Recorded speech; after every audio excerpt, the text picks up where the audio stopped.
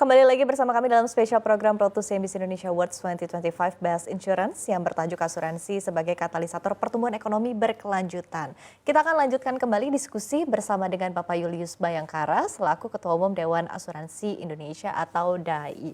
Baik Pak Julius, kita lanjutkan kembali diskusi kita ya, masih berkaitan dengan regulasi ke depannya, begitu termasuk adalah regulasi bahwa ke depannya nanti polis asuransi ini akan ditanggung ya, masuk ke dalam tanggungan dari lembaga penjamin simpanan ataupun juga LPS. Nah, sejauh ini mungkin komunikasi juga dengan pelaku industri seperti apa begitu, dan pandangan dari pelaku industri bagaimana?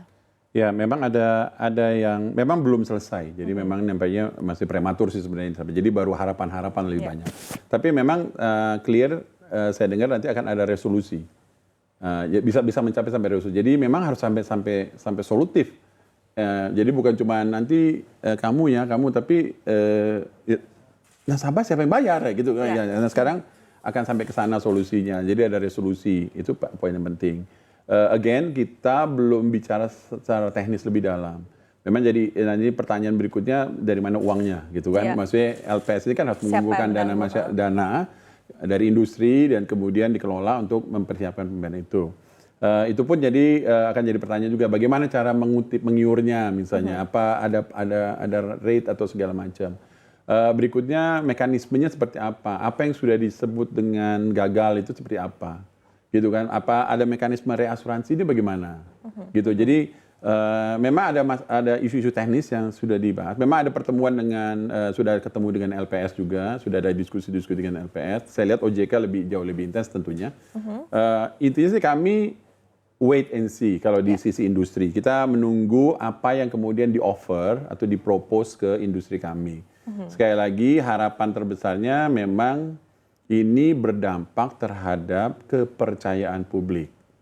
Gitu. Memang ada pertanyaan lagi, kan 2 miliar, kurang lebih katanya ada wacana kurang lebih 2 miliar katanya begitu. Nah, kalau misalnya 2 miliar, kalau pabrik bagaimana Pak? Kalau pertanyaan seperti itu, pabriknya 100 miliar gitu, itu seperti apa gitu. Nah maksudnya, mungkin diskusi-diskusi tanya seperti ini yang harus kemudian di-engage dengan kami lebih dalam. Tetapi memang platform kebijakan besarnya sampai harus selesai dulu, Pak, Bu.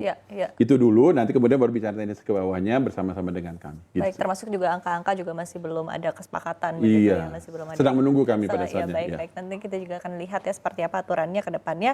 Nah, Pak Julius, tadi kita juga sempat disinggung ya, berkaitan dengan tren asuransi secara keseluruhan begitu, dan kita bisa melihat juga bahwa tren untuk asuransi jiwa ini pertumbuhannya lebih kecil ketimbang asuransi lainnya. Begitu, apa yang menjadi kendala dan juga tantangan, dan ketika kita adjust juga ya dengan mayoritas saat ini yang menjadi target market untuk industri asuransi kan millennials, kemudian juga Gen Z, sehingga mungkin ada perubahan-perubahan dari sisi produk, polis dan juga lain sebagainya, premi juga begitu ya, besaran premi ini juga kan akan disesuaikan, tentu harus disesuaikan gitu dengan market yang ada saat ini. Nah, sejauh ini seperti apa melihat tren ini dan adjustment apa yang sudah dilakukan oleh industri? Ya, jadi tapi kan kita melihat angkanya asuransi jiwa sudah ada pertumbuhan. Mungkin tidak sebesar yang sebelumnya, tapi terlihat sudah balik nih, sudah ada tren naik. Nah, itu sangat kita syukuri tentunya.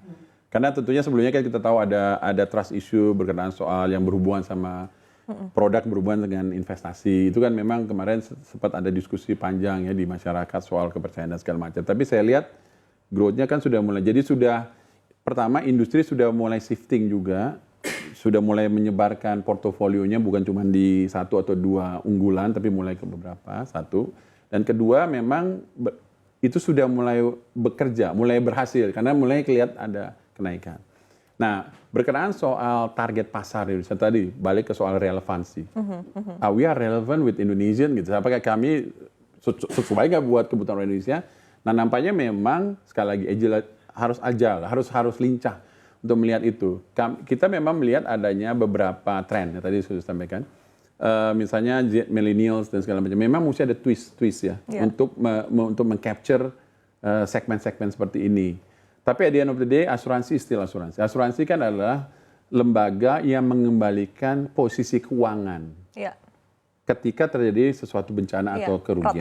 Proteksi. Jadi poinnya ada kita mengembalikan posisi keuangan. Ketika orang rugi dia berikan, ketika orang sedang berduka dia berikan. Nah, itu kan dasarnya. Sama seperti produk bank lah.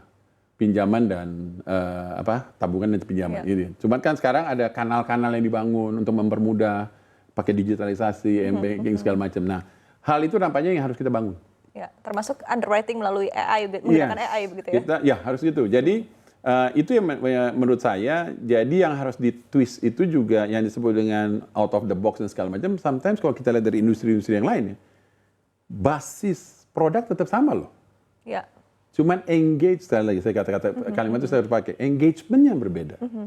Saya hampir nggak pernah ke bank sekarang. Bukan berarti kemudian bank berubah.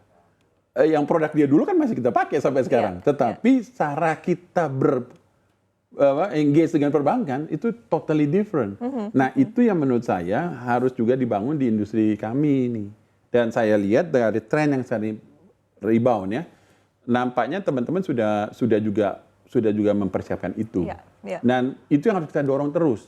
Semoga nggak ada isu-isu global yang besar, ada perang lagi, ada perang tarif dan itu memang ya itu pasti berdampak dengan karena seluruh Indonesia akan berdampak. Tapi at least sebagai industri kita harus terus berusaha relevan dengan kebutuhan. Nah kemarin saya sampaikan relevan itu not just only products.